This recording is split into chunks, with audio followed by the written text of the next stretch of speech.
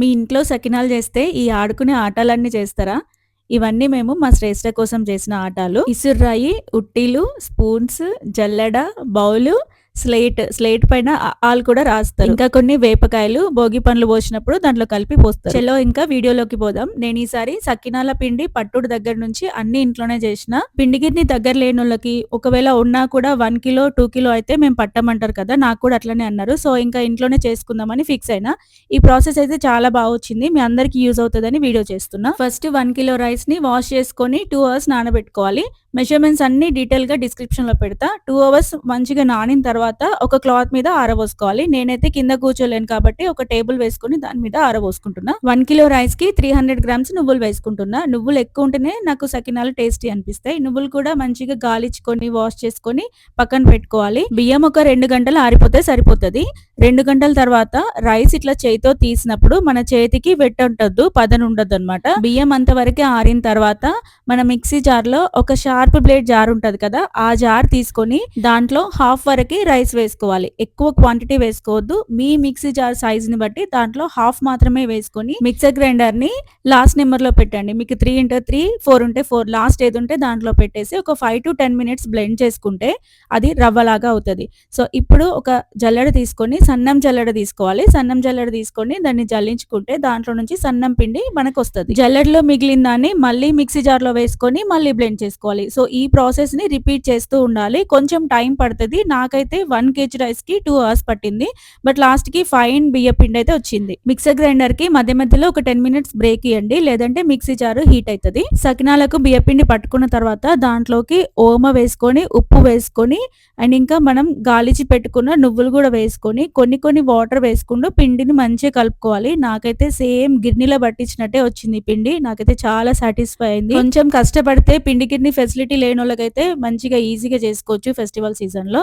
So చూడండి కలుపుతుంటే అసలు ఇది నేను మిక్సీ జార్ లో పట్టినా అని చెప్తే అయితే ఎవ్వరు నమ్మరు. సేమ్ యాస్టీస్ పిండి గిన్నెలో పట్టించినట్టే వచ్చింది. సకినాల పిండిని కొంచెం లూజే కలుపుకోవాలి, ఎందుకంటే టైం పాస్ అవుతున్న కొద్దీ పిండి గట్టిగా అవుతుంది.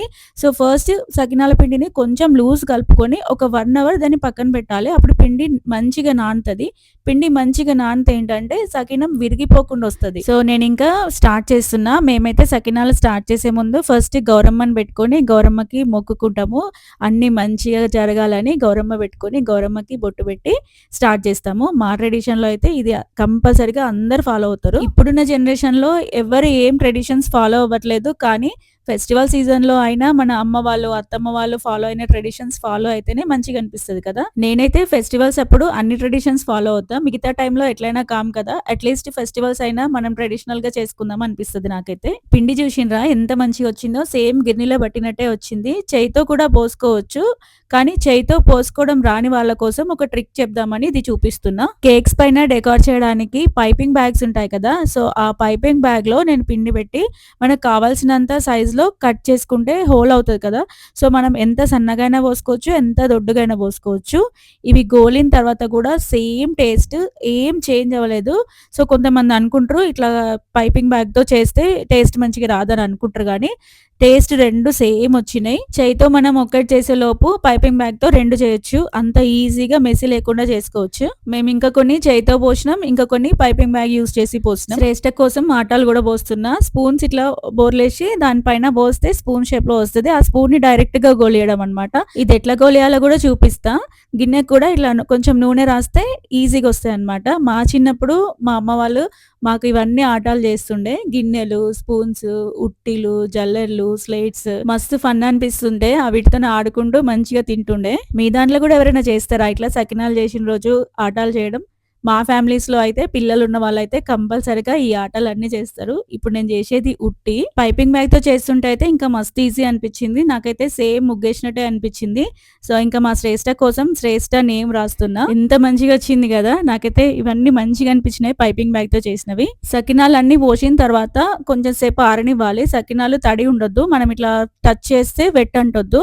అప్పటి వరకు ఆరనివ్వాలి. ఆరిన తర్వాత ఒక ప్లేట్ తీసుకొని దాంతోని తీసి ఆయిల్‌లో ఫ్రై చేయడమే. నేనైతే ఇక్కడ రైస్ కుక్కర్‌లో కింద ప్లేట్స్ వస్తాయి కదా! ఆ ప్లేట్ యూజ్ చేసి తీస్తున్నా. మా చిన్నప్పుడైతే మూకుడు పని అంటేనే ఫుల్ భయపడుతుండే పెద్ద పని అని. మా అమ్మ వాళ్ళు అప్పుడు ఎందుకంత భయపడ్డారా ఇప్పుడు నేను చేస్తుంటే నాకు అర్థమైంది. ఏదైనా అంతే కదా! ఎక్స్‌పీరియన్స్ అయితేనే తెలుస్తది. సకినాలన్నీ మీడియం ఫ్లేమ్‌లో ఫ్రై చేసుకోవాలి. హైలో ఫ్రై చేసుకుంటే ఎర్రగైతాయి. సిమ్‌లో ఫ్రై చేసుకుంటే నూనె పట్టుకుంటాయి.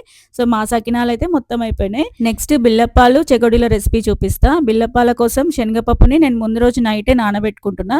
మెజర్మెంట్స్ అన్ని డీటెయిల్‌గా డిస్క్రిప్షన్‌లో పెడతా. కొన్ని పల్లీలు తీసుకొని చాటలో వేసుకొని రోట్లో దంచేది ఉంటది కదా! రోకలి దాన్ని ఇట్లా పెట్టేసి నేను చూపిస్తున్నట్టు చేస్తే పల్లీల పైనున్న పొట్టంతా పోతది. పొట్టు ఉండొద్దు. పొట్టు ఉంటే చేదొస్తది గోలినప్పుడు. నెక్స్ట్ ఒక తట్టగిన్నె తీసుకొని దాంట్లో బియ్యపిండి జల్లెడబట్టుకొని నానబెట్టుకున్న శనగపప్పు, పల్లీలు, నువ్వులు చిన్నగా కట్ చేసుకున్న కళ్యామాకు వేసుకొని మీ టేస్ట్‌కి తగ్గట్టు కారం వేసుకోవాలి. చిల్లీ పౌడర్ అయినా వేసుకోవచ్చు. కానీ నేను ఇక్కడ పచ్చిమిరపకాయలు పేస్ట్ చేసి వేస్తున్నా. అండ్ ఇంకొక స్పూను అల్లం ఎల్లిపాయ పేస్ట్ వేసుకొని పిండి మంచిగా కలుపుకోవాలి. పచ్చిమిరపకాయల పేస్ట్‌తో చాలా తక్కువ మంది చేస్తారు కానీ చిల్లీ పౌడర్‌తో కన్నా పచ్చిమిరపకాయల పేస్ట్‌తో చేసిన బిల్లప్పాలు చాలా టేస్టీ ఉంటాయి. ఇంకా కొంచెం కొంచెం వాటర్ ఏసుకొని పిండిని నేను చూపిస్తున్నట్టుగా కలుపుకోవాలి. పిండి మంచిగా కలుపుకున్న తర్వాత చిన్న చిన్న ముద్దలు చేసుకొని నేనైతే ప్రెస్ యూజ్ చేస్తున్నా. మీకు ఓపిక ఉంటే మీ చేయితో చేసుకోవచ్చు కవర్ పైన.